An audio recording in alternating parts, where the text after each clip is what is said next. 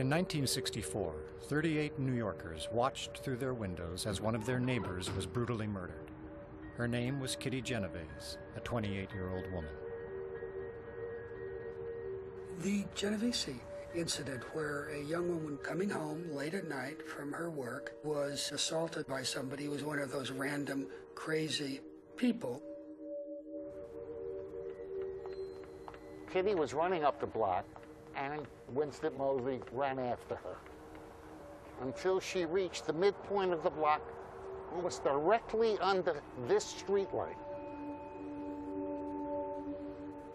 Moseley caught up with her and stabbed her 4 times in the back. Her screams were loud, unmistakable, and reverberated throughout the entire area. Lights went on in the windows around the courtyard, so we know that people were seeing this. Nobody called the police. Somebody who lived on the 7th floor opened his window and yelled out, "What's going on down there?" When Moseley heard somebody yelling out, he ran back to his car. Kitty was still alive. She managed to get up. She staggers around the corner here, still screaming.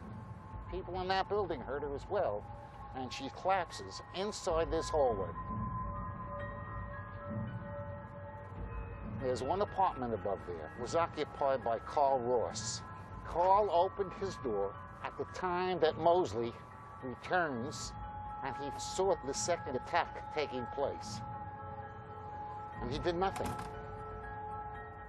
After stabbing Kitty another 8 times in this very hallway, the killer ran away, leaving Kitty to bleed to death. Eventually, a neighbor called the police, but it was too late. Kitty died before the ambulance could get her to the hospital. That shocked the city. Now, it's not that a person got murdered that shocked the city. That happens, sadly. It's that a person got murdered and her neighbors watched and nobody did anything. Bibb Latney and I, we read about the murder, as did everybody else. Here we were 2 young social psychologists starting our research careers. We knew about Stanley Milgram's set of experiments on obedience to authority. And we started to think about, in an offhand way, what could have produced the Genovese effect. Perhaps Kitty Genovese might have been alive today if fewer people had seen her. There were perhaps 38 people who could have responded, but each were looking to see what these other people were doing.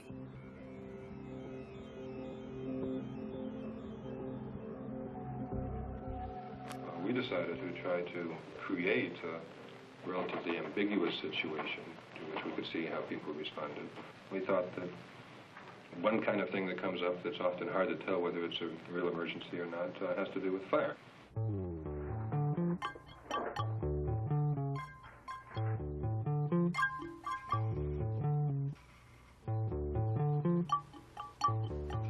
You see smoke coming through the vent, and it is ambiguous. What do you do?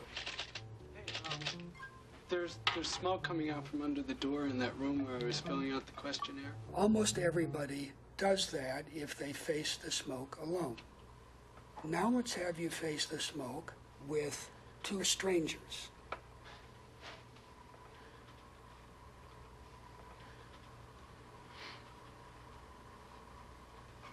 One person can be seen glancing at the other. The other is continuing to fill out the questionnaire. It's getting a little more smoky in the room, but nonetheless, you stay in the room. By and large, people surrounded by people who react as if there's nothing wrong don't respond. Everybody sees the other people not reacting, so they create a definition of the situation. No emergency. To test their theories about how groups and individuals respond differently to a crisis, Darley and Latney conducted a second experiment. This time, the emergency was clearly defined. First of all, I would like to thank the 2 of you for being here today to help out in this study. In this experiment, one student was asked to communicate via intercom with another student down the hall. Could somebody give me a little help here, because I'm having a problem. I've got one of these things coming on. What sounded like a real seizure in the subject's headphones was just a tape recording of an actor playing a role for the experiment. If somebody would give me a little help. Hello? Could somebody help?